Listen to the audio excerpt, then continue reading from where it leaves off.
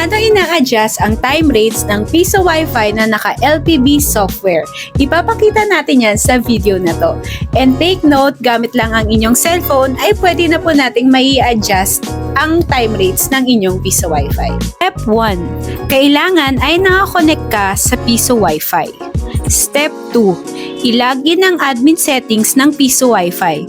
I-type sa Chrome ang 10.0.0.1/admin. Sa username ay admin, sa password naman ay 123456789. Gayahin ang CAPTCHA code na nakalagay sa bandang ibaba, then submit. Step 3.